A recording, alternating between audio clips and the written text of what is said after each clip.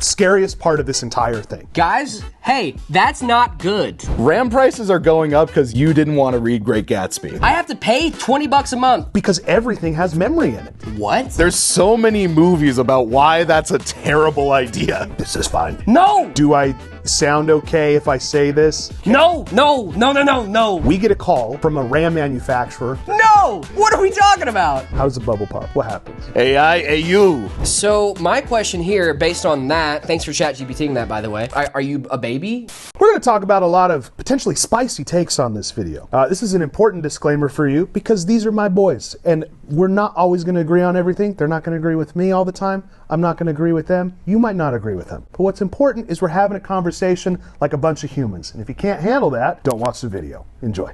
Hey, man. Hey. What do you think of RAM? Can people even build or buy PCs anymore? I thought we were talking about RAM trucks. Oh, no, different kind of RAM. I think random access memory is what we're going with. Oh, that Daft Punk album. Hell yeah. It's a good one, dude. It's pretty solid. What's going on? Yeah, a lot of AI companies are buying up a lot of storage for data centers, which makes a lot of sense. Am I surprised that AI companies are buying up everything? No. Should I be? No.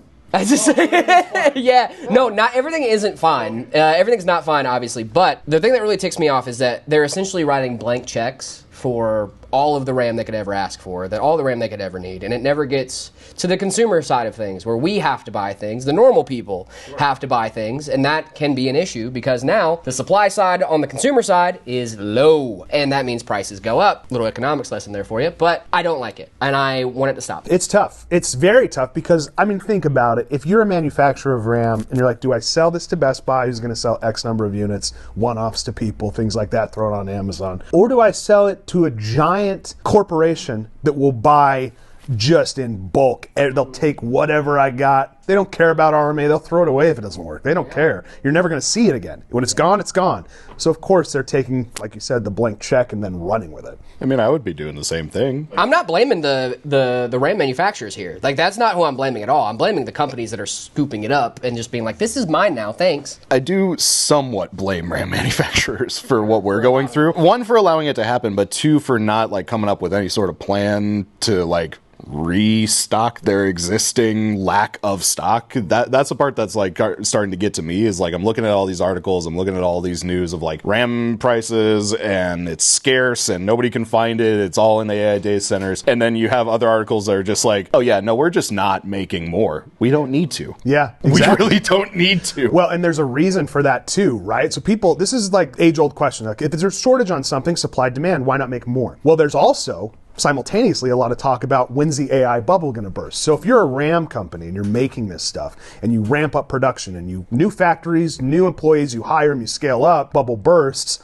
all of a sudden you have excess inventory, people that you've hired, infrastructure that you've paid out for. So of course, like you said, they're going to stick with what they've got. And yes, they'll make more, but to capacity. Are they going to hedge their bets on OpenAI continuing to buy everything from them? Probably not. Maybe not. I think it's really curious to get your perspective on this too, as a business owner, right? Because like, you know, me and Travi, we're consumers, right? So we see it from a very certain perspective, but you see it from a very different one. So it's a really cool to be able to get your thoughts on this because, you know, from a production standpoint, I get how it's painful on both sides, especially because, you know, like you say, if the bubble does pop, then it's like, well, crap, now I have all this RAM that no one's, you know, now I can't buy it. Now no one's selling it or buying it, and then I have to sell it for lesser than I thought I was going to be able to sell it for, and now that's an issue. Yep. You know, so I see that as a definite problem, but I don't think it excuses the fact that, like, there's nothing done about it, right? Like, there has to be, something's got to give on one side or another for something to change, and it feels like nobody's willing to budge right now. Yeah, and I think it's because it's so early on. Like, this surge happened, and they're like, okay, what do we do about this? Is it going to stay this way? Is it going to change? Is it going to revert? So I think a lot of people are just kind of in limbo. They're like, well, we're just going to deal with not having product, which sucks for people like you that are either buying a system or looking to build your own, because it's like, this is no longer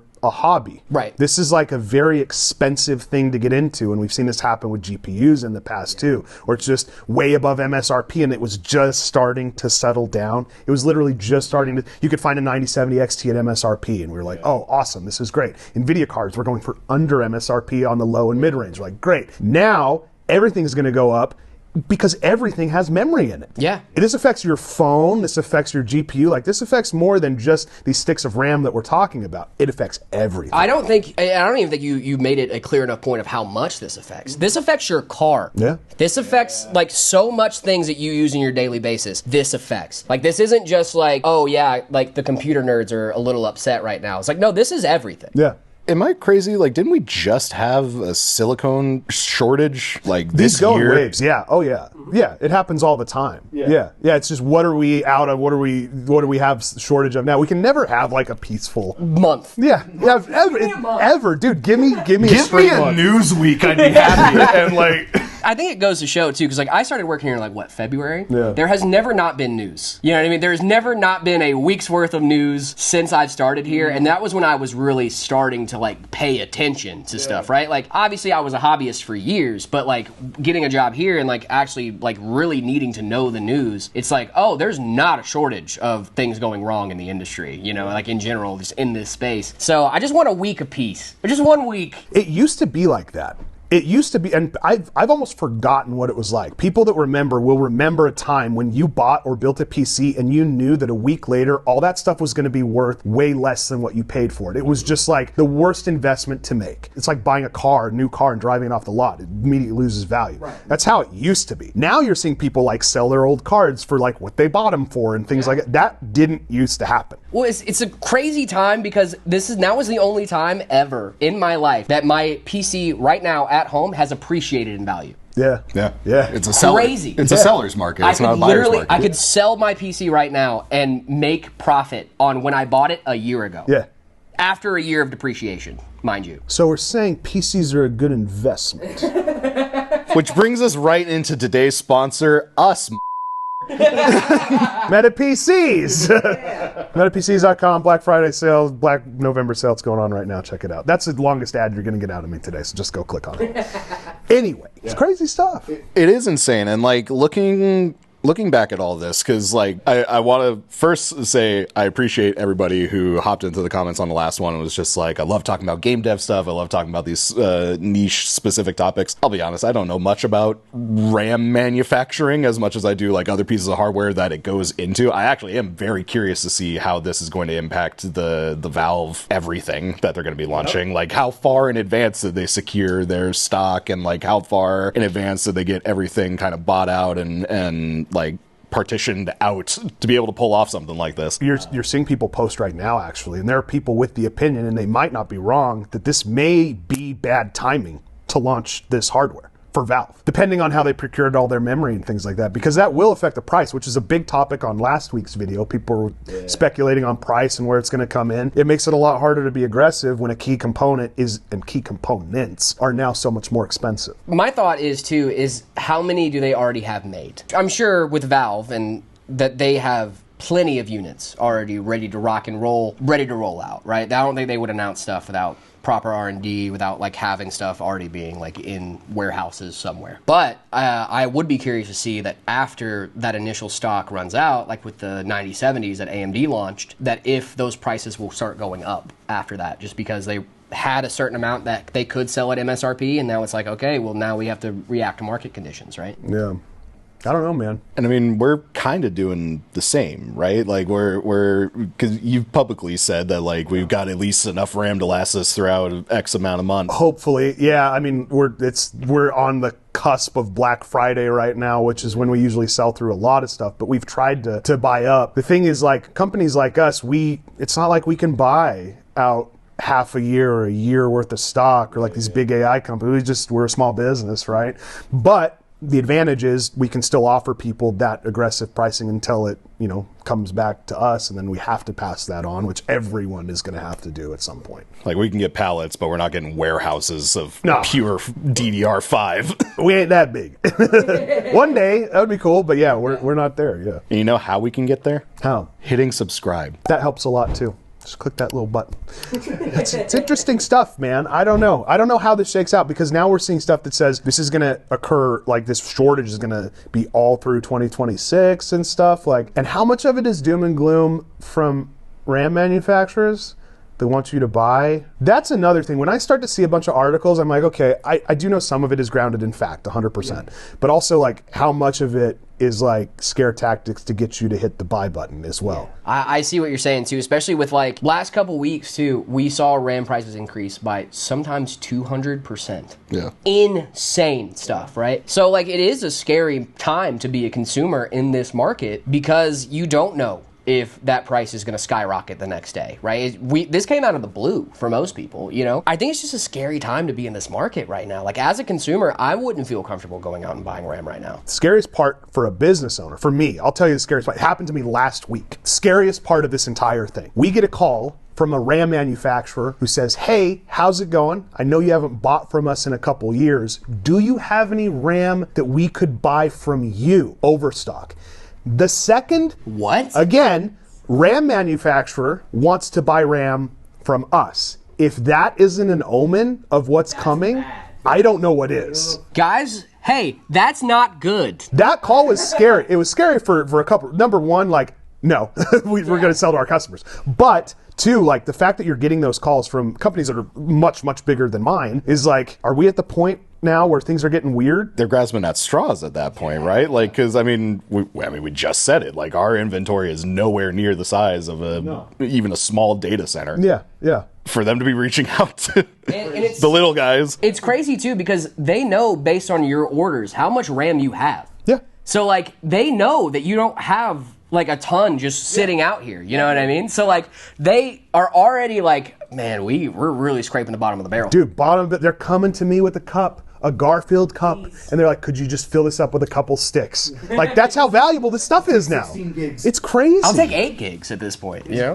But what are their predictions for 2026? Is this going to get worse before it gets better? Is this going to be, this just a all matter comes of time? down to expansion on AI and data center, which, from everything I've seen, it looks like it's continuing to grow. Again, this comes down to that bubble. Like, is there a point where it bursts? How much does it grow? If it continues all through 2026, I hate to be like the doom and gloom. We're in for like a weird year if it continues all year. Yeah. Best case, Q1 going into Q2, things lighten up. We got more supply. Everything's fine. Everyone's happy. We get super cards maybe. Woo! Happy Christmas. Yeah. if we get super cards at all. That's very true. There are so many people speculating that like the 50 Super Series just might cease to exist entirely because they just can't keep up. Then we don't get our like extra VRAM cards that we were like so excited about. Yeah, it's a weird time right now. It's really weird right now, dude. I don't know how to feel about it because like, and there's a lot of talk on like the morality of AI too right now, and this kind of plays into it, right? It's like, does this play into it at all for like how you guys view AI, right? Just a little bit, right? Because to me, I gotta be honest, it's leaving a sour taste in my mouth. Sure. I mean, my views on it haven't changed because I've always kind of had negative views of AI, like the pure impact of it. And it's worth prefacing because I know there's going to be somebody typing it already. AI in the modern sense of like the chatbot GPT stuff, the generative AI, like all of these like more modern LLMs and like different models that they're building. I'm not talking about like IT automating their services and like stuff for like inner business kind of stuff. Like the term AI is like blown up and been misused and misappropriated by every single industry at this point. But like when you're talking about ones that are buying up data centers, you're talking about the Sam Altmans, you're talking about NVIDIA funding, you're talking about Elon's Tesla, like the things that he's trying to build out with the like big Tesla batteries to try to solve the power problem. You got billions of dollars being thrown into this for something that people are already thinking is going to pop. And that's the part where I'm like, there's got to be some sort of major disconnect from just the thought pattern of it. You got at least the people with the money think that it's going to be viable. Otherwise they wouldn't be pumping that much money into it. But you have everybody on the actual like user end saying, hey, this isn't as good as you guys think it is, or it's not going to get as good as you guys think it is. It's probably going to flop. It's going to pop, whatever it might be. And then you also have the diehard fans who are just like, we need this now so that it can be better and so that it can be, super good and grow and like take jobs away from people. But like there's that element too of like, there's so much impact happening as a result of it that we're feeling not just on RAM, we're feeling it at an economic level, we're feeling it at a power level, we're feeling it at a jobs level. And like I think that's the part where like the waters get really muddy, bloody mess because there's hard, so much happening. It's hard to build in governance into a tool like AI, if you can call it a tool. I like to iterate and come up with different ideas and stuff and throw stuff against the wall. I like to use it for like my task automation and things. Like, I found a lot of use for it. Now, we had this discussion earlier this week. Like, Braden does our thumbnails for the channel, does a great job. He's our on staff graphic designer, does great work. If I started using ChatGPT and Gemini to do all of our artwork to replace Braden, that's an issue. And it's also trash most of the time. Like you can come up with ideas, but if you're using it in practice to make stuff, most of the time it's not that incredible. No, and it's one thing to like come up with a concept using a generative AI, right? Like, it's like, hey, I want this to kind of look like this, you know? And because it's, especially from someone that isn't very like artistically, as far as like drawing stuff and like painting and things like that. As someone that's not artistically inclined like that, it's super easy for me to go, hey, I need a photo of this doing this in this. And it's like, cool, I can make something similar to that. And I send it over to Braden and be like, hey, can you make something like this, right? Because I'm using a real person at the same time. That's one thing, but like fully replacing a person's livelihood with a generative AI is just diabolical. It was wild work, and most of the time it's not as good. Like, I saw the Coca-Cola made an AI ad, and I saw the breakdown of the frame by frame, and you saw like by frame 3 they were the semi trucks, like the classic holiday Coke ads. Driving down the road, semi truck at one frame has 7 wheels, at another frame it's got 12, and it's just like it's doing AI stuff where it's just dreaming things up. And at the end of the day, like, there's no soul in that. Yeah, a human didn't make that, and people who see that hate it, who notice it. And you will get flamed and destroyed. Like I said, you're taking real work away from a person that could use it, right? Like, this is a real person that has a real job, that has real emotions, and you're giving that to an AI that you're already paying for on top of it. Like, it just doesn't make a lot of sense. And that real person with real job and real skill isn't making the earth hotter. You know what I mean? Like, that's the other aspect of it that always bugs me, and I'll reserve my soapbox for the sake of keeping it tech talk. But there's so many different impacts and so many different fields and industries that are being affected by a creative is being hit very, very hard right now. But you even look at the gaming industry right now. I'm not going to claim that Black Ops 7 is flopping because of their use of AI. It's a dog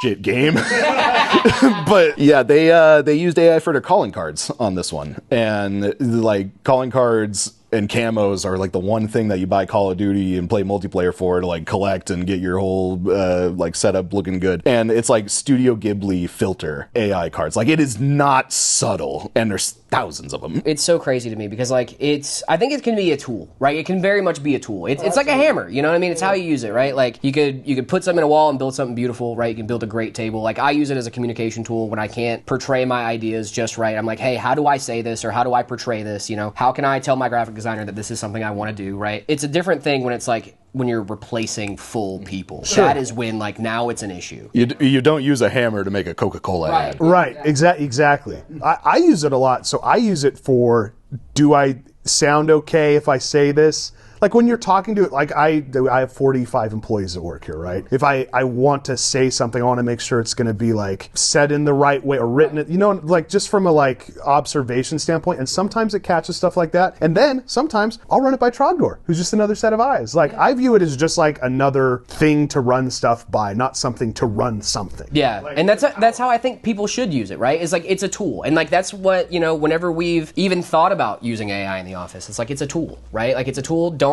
let it do your homework for you. Like, don't just copy and paste the Wikipedia article. You know what I mean? But like, if you don't understand a concept and you needed to explain it like a 5-year-old, then like, that's a perfect place to plug something in, you know? It's the reason so many teachers will tell you to show your work while you're doing your math problems, whatever it might be. Like, this isn't the first example of like technology being used as a tool to like better these things. I forget which podcast I was listening to. I'll try to see if I can find it. But one of the people described it as like, AI in theory is meant to make our lives easier and is meant to take like the jobs that we don't want to do off of our plates so that we can relax. Yet for some reason, we keep making more jobs for ourselves. So now it's like we're doing way more than we originally intended. Plus this thing is doing stuff over here, and that's being largely unmonitored. So we're just going balls to the wall, 100 miles an hour into just shotgun blast of unknown. It's a really interesting thing because like I agree with you on the AI as a tool aspect of it. Like when it's first initially started becoming a thing, I'm like, oh, okay, this is just like a chatbot on steroids. This is not something new. Even the generative side, like generative stuff from NVIDIA, I think it was like their Pascal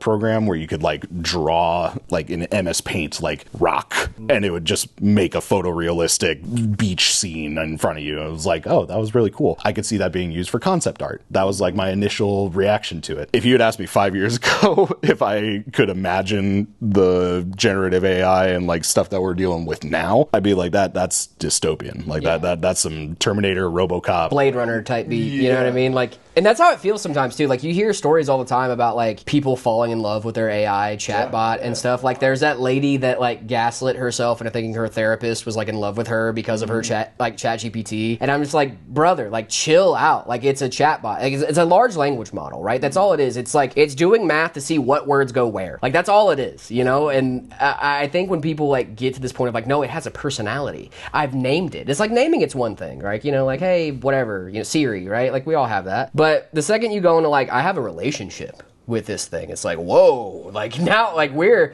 getting a little too her in here. Yeah, there's. I was just gonna say, there's so many movies about why that's a terrible idea, and we're living it like this is fine. Oh, also, can we talk about how we're one step closer to iRobot? Like that stuff is crazy. That Google Chrome crazy, yeah, like crazy right now. That's AI. Are you kidding me? That thing could grab stuff. Like no. No. It's in your kitchen with the knives within reach, dude. Yeah, like, you've gone too far. Like, you think I expect a thing that's never eaten in its life to know how to cook me food? No. What are we talking about? And that is a bigger question, though. Is like, okay, so do you not use the tool at all in protest?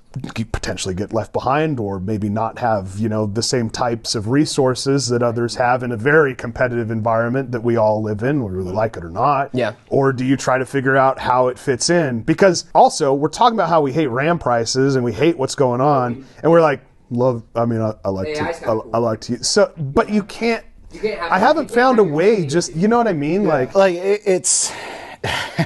It's a hard part because, like, I always bring it back to, like, there's no ethical consumption under capitalism. There is no way to hate the machine and use the machine without being a part of the machine. And, like, going through the whole AI movement and how people are using it and just absolutely abusing it, I'm like, okay, they're just ignoring ethics entirely. They're just sending it and seeing what this thing can be pushed to its max, because it's not going to say no. Like, your chatbot isn't going to tell you, I don't feel like it today, or I'm feeling burnt out, come back later. They're gonna push it for all it's worth, but then you have other folks that are seeing the results of that and being like, I don't like that. That's dystopian, that's weird, Terminator, Blade Runner, etc. So there's like a weird, like, it really is a weird kind of gray area in all of it. And like, I've expressed like my stance on it. I do my best to avoid using AI in any capacity, mainly because the creative in me doesn't want to see myself being replaced by something that I accidentally trained it to do. But it's also one of those things where it's like, what skills are you abandoning as a person that you're using AI to replace? So like, if you're using the AI model to write all of your executive C-suite emails at a Fortune 500 company, Microsoft, if you're doing it at that scale, it's like, okay, now you just told me you don't know how to write an email. And that's what I gather from that interaction. If I see the ones where, like, to your point of like using it for the sketches, I'm like, oh, okay, you're not an artist. Yeah. But you're not claiming to be. No. And that, I think, is okay. I think the folks who are using it as a tool, as intended, to try to like further it. I mean, you look at like the South Park guys, they have an entire AI branch of their animation studio, but it's specifically trying to make tools for animators to do more cool stuff. So they're like using it as intended, as a tool. They're not trying to run South Park through ChatGPT, except for that one episode. They're really trying to use it to better the people that are working on it, rather than trying to make a better AI. I think it's how you use it too. Like, I've seen people say, I use ChatGPT to do my homework for me, like whatever the task is, right? Like, write this thing for me. Boom, copy, paste, that's the thing. Like, there are people that's their extent of being able to interact with AI. I also think that you can learn a whole lot in the way that the information is presented to you if you're someone that could absorb it in that way. So like, I learn really well sometimes through like, it's hard for me to read big long documents, but if I'm having like almost a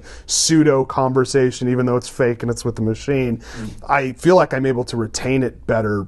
Like when I'm just the way I digest it, it's easier for me because I can ask questions in real time. And I think the difference there from what I was describing is that you're actually digesting it. Yeah. Like you're taking the feedback back and creating this kind of like dialogue, this loop of kind of closing that creative gap. So like if you're using it again as a tool or as a learning tool, for lack of a better word, like if you're using it to learn, that's one thing. But when you have folks that are like, I don't feel like reading Great Gatsby, summarize Great Gatsby for me. Oh, and send it to my professor, MLA format. It's like, cool. Now you just don't know what Great Gatsby is. And like that's really all you took from this is like, you're not even reading it before you hit send. There's that aspect of it on like the education side where like I see it being a big problem. And we had a lot of people like even when I was graduating that started to use it as it was coming out. And to be fair, this was like back in like 2021, 2022. It wasn't good back then, so it was pretty easy to spot. But I can only imagine like for like my nieces and nephews or my cousins, like my younger cousins who are still in elementary school, I'm like, I don't even want to know what goes on to do your homework anymore. Yeah. Yeah. And what does that look like in the future for folks that are so used to that? And this is I've heard both sides of it too. I've heard some people say, well, remember back in the day when they said you're not going to have a calculator in your pocket and now you do. So who needs to learn math? You know, but the basis of math, of adding and subtracting, is fairly important to learn. Yeah. Right? So like I can see like to some extent both sides of the coin. It's tough because we've never been here and it's such a different technology that it's like I have a hard time like wrapping my head around the implications of it and how it all works. Like if you can't write your essay acoustically, you don't deserve the electric version. Like, does that make sense? You know, like the calculator thing is one thing because it's like you learned how to add basic, like real basic numbers. You learned your times tables, you had them memorized, you probably got a sticker on your chart for them, but then you get into like advanced stuff and it's like, oh, okay, yeah, I'm not going to do that in my head. It's faster for me as a mathematician to type this in and then bring it back. That's one thing. But also a calculator is programmed to be right every time. Right. And that's where we start getting into some issues with like these large language models of like, you can have opinions in them. I mean, like you see like a huge difference between Siri and Grok. You know, if I have two things that are both supposed to be feeding me correct information and one of them is objectively false, I should be questioning every single thing that I see coming from these models. Yeah, it's fair. It all comes down to user. Yeah, exactly. It all comes down to the user too, and like I think there's also some negative implications that could be on just like a societal standpoint as well. Like, you know, if you do take out that human communication aspect of it, right? Because like you can just talk to this thing all day long. All day long I could sit here and talk with my chat GPT if I wanted to. But if I don't text like the people that I care about, then I'm losing human connection, right? And then there's also lacking perspective. You can, you know, like you can lose a lot of things just by like just burying yourself in this thing, you know? Like it's a tool for, it's like, it's everything. Like I can do everything on this. It's like, yeah, you can, but like, should you? Should you? Yeah, like, you know, like, are you a baby now? Like, are you just, like, being handheld through life by this chatbot, you know? Or, like, are you an actual person with actual thoughts? And, like, hey, like, you know, because I do this thing where, like, I'll, you know, sit there and talk to my chat GPT about life, right? I'll just be like, hey, you know, tonight I'm thinking about this thing, right? As, like, the creation of the universe, you know? And I'll just sit there and explore that for a little bit because I don't have someone to talk to about it, right? But at the same time, if I'm doing that and never talking to anyone else about it, then now I'm just wasting my time and making the earth hotter for no reason. You know what I mean? Like it's just not okay. And then like also too, you know, putting other people's faces in things without their consent. We've seen stuff like that recently too, where it's like that you can't. There's no new faces. You know what I mean? Like AI is trained on faces of other people. So when you generate something with a random face, that's someone's face, you know, or like at least parts of it are someone's face, you know? So like it's just to an extent is like we're taking people's artwork to train this stuff. We're taking people's writing to train this stuff. We're taking, you know, people's faces to train this stuff. Where does it stop? When does the buck end? You know, it's like I as a creative person, it does scare me a little bit that I'm like, okay, there's this large language model and I'm a writer, you know, like it could easily be like, hey, screw you, Jared, and I'm a young dude, you know, like I got a lot of life ahead of me. So if my career's over at 30, I got to figure something out, you know, like it's not fair to people that like spent their whole life trying to be creative and you know and do the things that like creatives do, like graphic design, video editors, all that stuff, that could be easily replaced by AI eventually. You know what I mean? Video producers at some point, you can type in exactly what you want to see, and then here it is. You know, it could get really bad. It could get really bad. I hope it doesn't. I'm hoping that by this time next year, we're like, hey, remember that? That was crazy. You know? I hope RAM prices are the last thing that these AI data centers start affecting. Is that a fair, out of all the stuff that's happening, it's like people are getting their power bills raised, the Earth's getting hotter, and all this stuff. I'm like, can we stop at RAM? Can that be can that be the last negative world impacting event that happens just because Sam Altman needs another $1 for his non-profit company? But I don't think that's going to be the last thing. I don't think so either. There's a little foreshadowing for you, boys and girls. RAM prices are going up because you didn't want to read Great Gatsby. It's all your fault for not wanting to read. F. Scott Fitzgerald is a great author. It's one of the best gay love stories of all time. And if you don't know what I'm talking about, it's probably because you didn't read Great Gatsby. I love Tobey Maguire. Summarize Great Gatsby, comma. So there was a guy. There is a thing in the government right now talking about AI and talking about tax breaks, maybe even some bailouts if bad things happen. Would you get a bailout if you had given that RAM manufacturer the RAM that they asked for back? There are no bailouts, to my knowledge, for small business, which is why we operate, and you guys work with me every day. Like, we are very hypersensitive to what's happening in the market, our customers, making sure people get taken care of. Yeah. There's no bailout for us. There's none. Yeah. There's none. It's kind of unfortunate. And it's very unfortunate, actually. I mean, there's two sides of it, too, right? I think if you know that there's a promised bailout, you act in a different way than if you know that no one's going to save your ass. And so the actions that I take are under the assumption that there's no one coming to save me. And I think that if you don't have that, if you have assurances that you're going to be okay, I think, yeah, of course you're going to take bigger risks and make bigger plays, and because at the end of the day, like, you're going to be all right. Yeah, you're going to be all right because the government's going to bail you out. Also, I'm still mad that OpenAI isn't actually open. Sam, dude, I mean, listen, I'm a free open source software nut. I love free open source software. It's great stuff. It benefits everyone. You know, it really does. Remember the OpenAI part of OpenAI was supposed to be free and open source? And now I have to pay $20 a month. I'm just saying. That's a little upsetting to me that I'm paying to get my job taken away a little bit. You know what I mean? I mean, not here at Meta, but like in general, creatives in general, right? It's really annoying. It really is, because this thing being free open source software would be so great, because like then you can set up your own local LLMs. I'm not concerned with the guy in Michigan that has 8 GPUs in his garage that's like doing large language models and stuff. That's fun. Go for it. Yeah.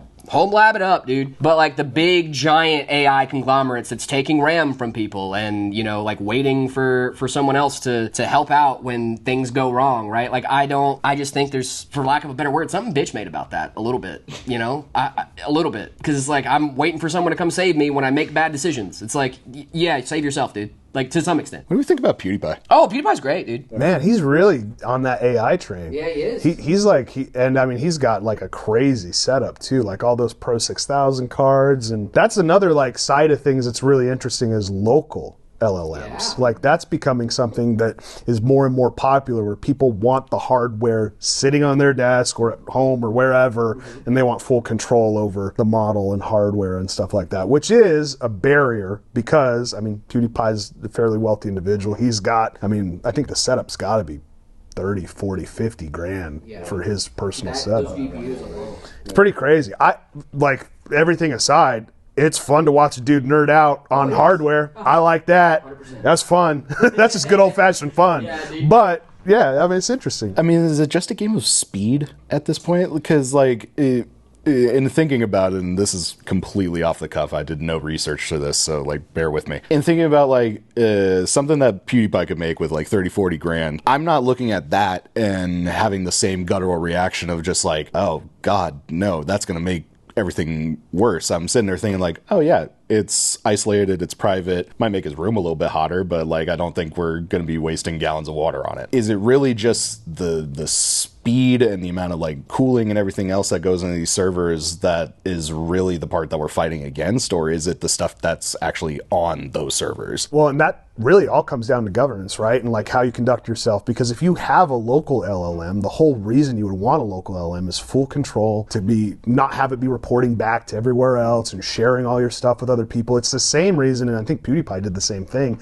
of declouding. He's like, I don't want my photos on Google Photos. I don't want Apple iCloud to have all my stuff. I'm just going to keep it all on a server in my house, which is really, I think that's admirable and kind of the way awesome. it's the way it should go, right? Yeah, like, I think it's awesome. like he's inspired me to look at doing that. I'm like, how could I get that set up so I don't have to be all my stuff on the cloud? I think that's pretty commendable, because if you do have local LLM, the whole reason for that is like pretty much personal use.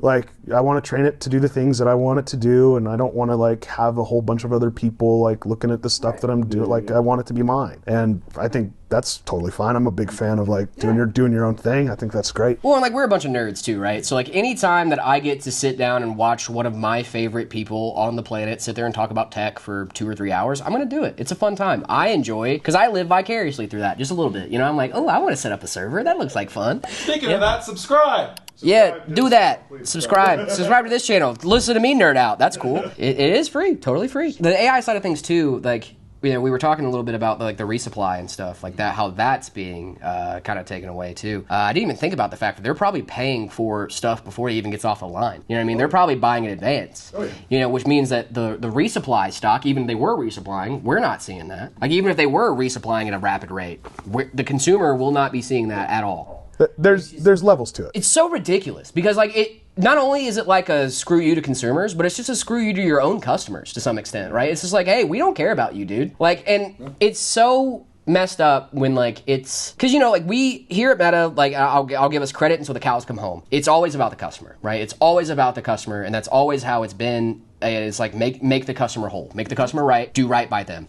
and that's perfect, and that's how it should be in almost every regard. But the second you're like some large-scale manufacturer, it's like, oh, screw the consumer. Who cares? Like, would you give us the money? The blank check is what I want. And it's just like, brother, like, you have to look out for the little guy sometimes. I'm not an economist. I don't think any of us are economists, to my knowledge. I got a game design degree. I'm working on a marketing degree, but... Marketing. GED, hell yeah. Take all of this with a grain of salt, but like, let's say the bubble pops. Let's say it's Q1 of 2026. What the hell is going to happen to all the stuff? I'm curious to know like what people think the pop actually looks like, because like you still have the language model, you still have everything that it was trained on. If the bubble popping is just, hey, we ran out of space, your Sam Altman's iPhone ran out of storage and suddenly everything is broken. Like what does it actually look like, and what are the ramifications? I don't know if the pop looks like pops that we've seen in the past, like the dot-com bubble and things like that. I think the pop, if anything, is you'll have more companies that are more adept at making the product that these AI companies need. So like originally it was like NVIDIA, and they had big accounts, and you've seen recently NVIDIA's fighting with AMD and Intel for business now that they weren't fighting for in the past. And I think it's going to open up more and more to other companies too. They're like, well, it's pretty advantageous to make this product. They start spinning up fabs, making the product. I think it just comes down to like, and hopefully this is how it happens, it's not a pop, but it's a oversupply.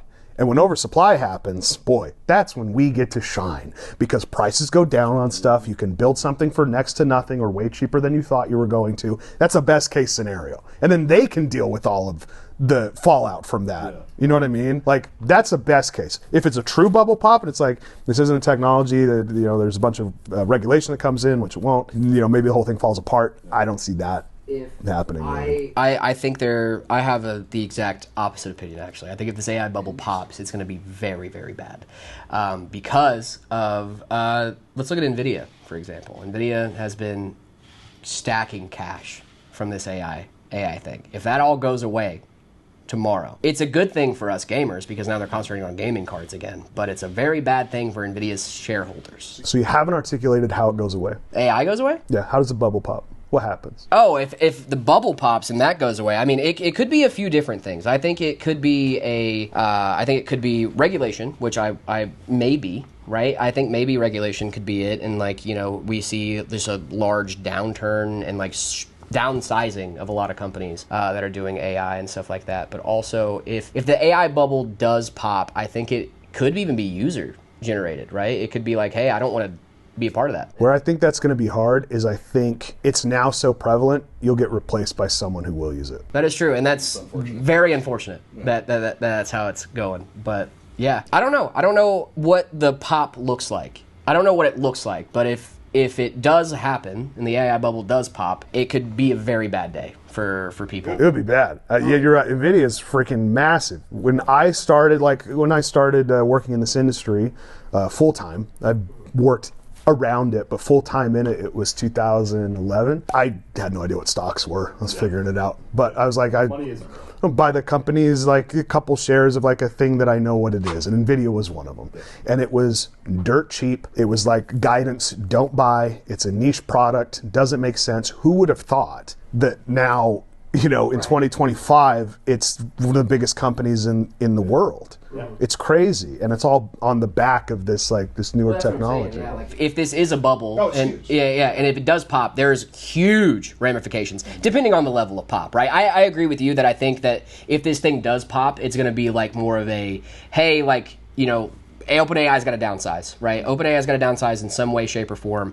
If I don't, like I said, I don't know what it looks like, but if that does happen to that degree, it would be large companies downsizing, smaller companies getting a leg up, possibly, which I think would be a good thing. I think it'd be a really good thing. It could be really interesting too. Like hearing you guys talk about like what your thoughts were on the bubble popping, like made me think of like the indie game scene kind of making a resurgence. I mean, you look at the Game Awards right now, I think 4 or 5 indie titles being stacked in there. Balatro. Shout out Balatro. Shout out Balatro, Silksong, Claire Obscure. Like there's a lot of like these relatively smaller, I mean Balatro was like a guy, but like these relatively smaller studios are coming in and kind of like taking the spotlight away from these larger multi-billion-dollar Activision like companies. I'm curious on your guys' thoughts. Like, do you see that potentially happening with chip manufacturers, with like different like people in tech space? Like, I keep seeing ads for Bolt graphics on my feeds. So, like, I'm curious. Like, if the bubble pops, is anybody replacing that gap? It's about barrier to entry on production, and unfortunately, the barrier to entry on production for a lot of these chips and things is very high. And we're seeing that even here in Arizona, where like we had the CHIPS Act, we started to like fund production and fab here at Intel, and all that stuff required billions of dollars in infrastructure, right? On a smaller scale, like you bring up Bolt Graphics, that's a great company. They're trying to make expandable graphics cards where you can just strap it on easily, upgrade and things like that. Really makes it, and potentially faster than the 5090 they were putting out there. They put out some wild claims. I think it's 10 times faster than the 5090. Like the Zeus card. Yeah. It's you said you didn't know anything about computers. What are you talking about? I don't know anything. Nothing at all about computers. We're doing research on the fly, baby. But it was what I was thinking of. I'm like, I was like, oh God, what was that one company? I met them at SIGGRAPH like a couple of years ago. But yeah, no, I mean, that's where my brain goes to, is like these smaller, like third parties that are coming in. But then, I mean, you may have a point, because does AI end up making it somehow easier on the production line to create these products, thus getting rid of these companies that made it so hard to create the products that AI uses? Does AI replace the companies feeding off of AI to create more AI? Like, it's an AI sandwich. The sandwich is... We heard you like AI, so we put AI inside your AI so that you can AI. Hey, your AI's got an AI now. What's this crazy? check it out. AI, AU. Who's got a Clippy? Who'd have thought? Could happen. I don't know, man. They turned Clippy into a sentient glove of garlic, and now everything's going to It's coming. Yeah. It's coming, but, dude. Genuinely though, like with things like Zeus and the Bolt GPU, and I know me and you have talked about this on news several times. I'll believe it when I see it. Right? Like, that's the thing with that, right? I'll believe it when I see it, but at the same time, like, I didn't even think about that. Like, the barrier to entry could be lower because of AI, right? Like, it could be like, hey, listen, I don't know how to fabricate this thing, but I think if I have this idea that this capacitor goes here and, like, all this other stuff, right? Like, I don't know how GPU manufacturing works, I'll be so honest. You know, like, if we change the architecture and stuff, like, could we make it faster? Could we make it more efficient, right? And there could be some Joe Schmo in his basement that kind of knows how electricity works, and, like, he discovers something cool, but no one ever fired finds out because he has no funding to get there. But with AI, he could be like, hey, I think I just did a thing that's really, really cool. And then it could be like, oh, that's a real discovery. Like, you need to go start selling that. You know what I mean?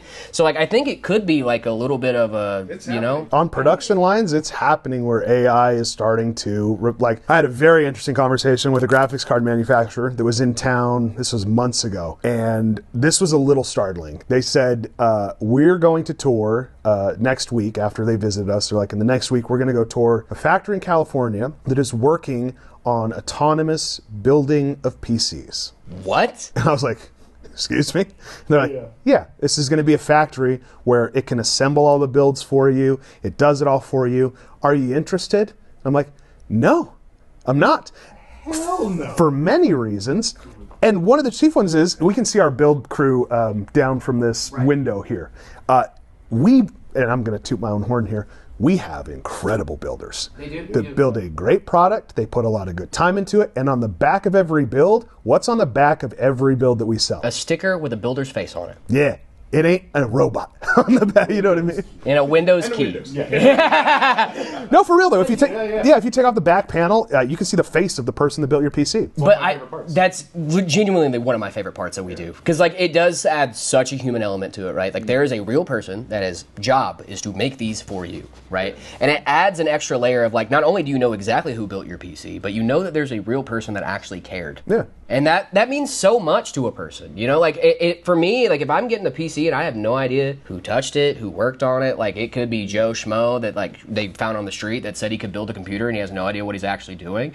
But every time you put your own face on something, you're saying, you're gonna make sure it's awesome. I'm proud of this, you know? And like you don't get that with a robot. You don't. And the flip side of that too is like, if anything goes wrong, heaven forbid, we never make mistakes here. But if anything were to go wrong, it's like, you know exactly who you need to go to, and who you need to talk to about it. Whereas like some of these larger, like large language models and like different companies, it's like, okay, do I blame Microsoft for writing their code with it, or do I blame Sam Altman for giving Microsoft the code? You know, like who, how far up the food chain do you want to go, or like how deep does it actually reside? And I think that's part of the struggle with like articulating a stance on it is like, if you are mad about it, which I feel like we've given plenty of reasons on why to be mad about it, who are you mad at?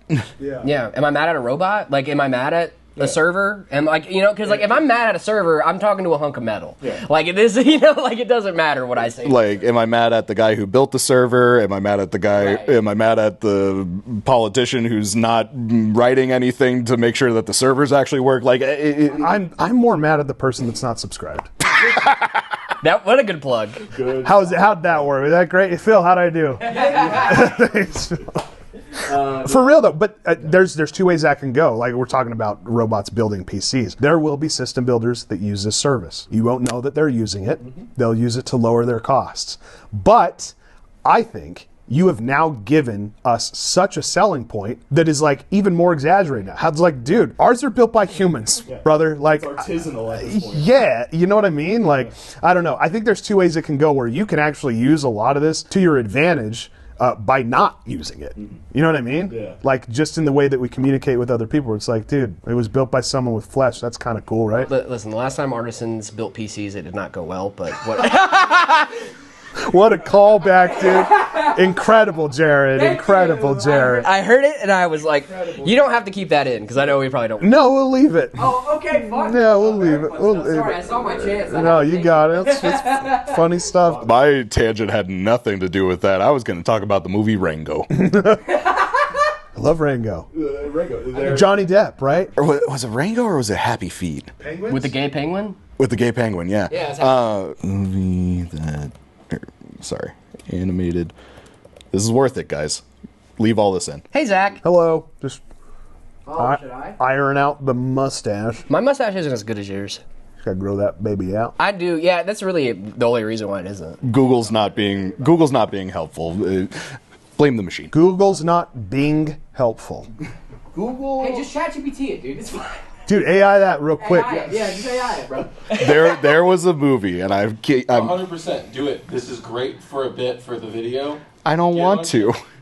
Jared, my whole stance is that I don't want to do that. Here's the deal. Explain it to Jared like you would do it to ChatGPT, and then Jared do it, and then you can shit on him and be like, we really just had this whole conversation and you use ChatGPT to find it? As I And wish. then we keep... All of this in. Yeah, all of it playing in.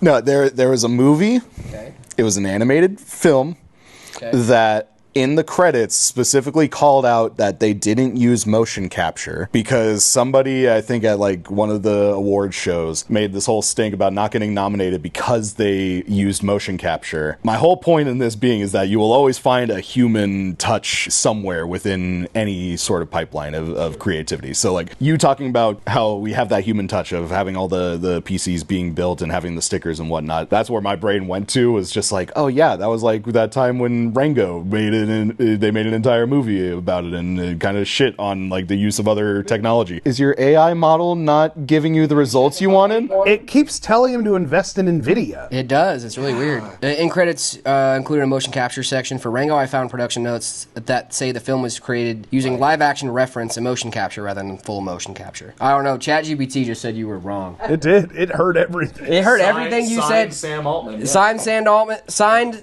Sam Signed Altman. Sam Signed Altman. Moral of the story, go read Great Gatsby right now. Don't get it on a Kindle. Go to a bookstore. Yeah, have some human connection. Go to Barnes & Noble so that we got to poop as soon as you walk in. Yeah. Do you have to have poop when you go to Barnes & Noble? What are you talking about? This is a real thing. This is a real thing. This has I'm nothing to not do with Ramageddon, but it's important that you know. Are we ending the show on this? Sure. Okay. Yeah. Tell me about pooping in the store and poop. Yeah, so apparently there's a thing where people that go into Barnes & Noble have a sudden urge to poop. I'm one of those people, but I think it's also because I get Starbucks every time I go to Barnes & Noble, so my body's like on a clock. There's some sort of weird like mold / fungus that grows specifically on like book paper, whatever version of paper that they use, that when inhaled makes you need to crap yourself. 10 seconds of honesty. Well, I'm not bullshitting you. Joking. We're not kidding. Are you serious? I might be factually wrong on that. That's how it was explained to me. Is wrong. I want to say, because I don't think anybody knows what it is, but I do know that when you go into Barnes & Noble, there are a group of people, me included, I'm being so serious right now. At Grok, why do I crap in Barnes & Noble? Yeah, why do I in Barnes & Noble, genuinely? Because like every time I walk into a Barnes & Noble, I feel like I'm about to my pants. If I just inhale really hard into a book, will I need to... Really? Natural I diuretic. think it's like a laxative. If you just inhale a book a little bit. Yo, where the books at? Yo, where them books at? I need to poop. All right, guys. Did we actually talk about Ramageddon? I feel like we... We did. We talked about AI and like we talked about a lot of it. Hold on, I'm just going to give you a little context here. Ratatouille in 2007 had a little stamp at the end, a gag card that read, "No motion capture or any other performance shortcuts were used in the production of this film." Now, the reason why they call them performance shortcuts is for the 2006 Best Animated Feature Oscar, the nominees were Cars, Monster House, and Happy Feet.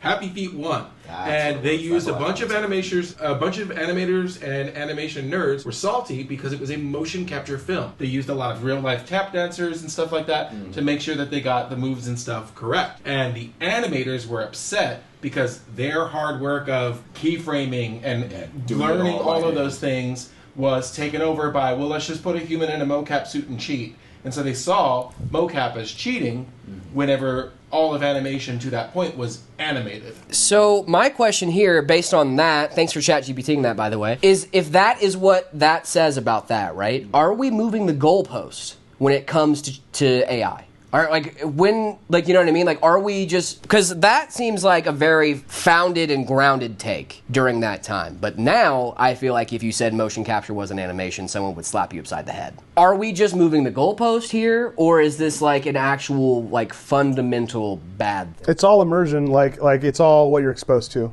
over time. It becomes more and more native and less of a like shocking thing, which is exactly what happens over time. Like suddenly you're like, okay, this is normal, this is normal, this is normal, this is normal, this is normal, this is normal, this is normal. Like, yeah, 100%. The goalpost is moving, and I don't think we'll care soon. Most people. I think a lot of people will, depending on who it is, but I also agree with, like, they are doing things, and this has been very encouraging for me to see, they are doing things to try to dampen or lessen that carbon footprint a little bit. They just sent a bunch of GPUs to space, which is like infinite expansion. No, you don't have to worry about cooling in space. You know, it's cold up there, you know? Pretty chilly. But, like, genuinely, like, you know, if we can still have our cake and eat it too to some extent, I think that's the best outcome here. I still don't like it from the standpoint of a creative, right? But as from a standpoint of like environmental impacts and trying to make sure that like at least some way, because we're gonna have to settle somewhere in the middle, right? Like I'm not gonna be happy at the end of the day. Giant AI manufacturers probably will because they have a ton of money, but like probably won't be happy with the outcome at the end of the day. But at the end of the day, we're gonna meet in the middle somewhere, and it's gonna be hopefully better for everyone involved. I hope. Papa bless. Linux. Oh God, it's always Open source, free open source software. About Linux. Free open source software is cool. You said you like Blender. What camera are you looking at? I don't know. I was looking at the lamp. The lava lamp isn't filming. There's no cameras over there. Fine. I've been looking at the lava lamp a little bit this whole tell you time. there was a camera there? No, I just like looking at the lava lamp. It's cool looking. I use Arch, by the way. The lava lamp's cool looking. Okay, sorry. I keep getting distracted by the cool lava lamp. Dude, what if we ran the internet off of those? You know, what if Cloudflare figured? What if Cloudflare like just didn't? Yeah. What if do we steal that from Cloudflare? Is that where the internet was the other day? Yeah, that's ours now, baby. We're also not smart all the time. Yeah, no, I will be the first one to be like, hey, I'm kind of a dumbass sometimes, you know, and like, I'm not an expert on... That's fine. I just want people like, dude, the fact this is like healthy conversation, more people just talk. That's fine. That's a good thing, right? Make a world go round.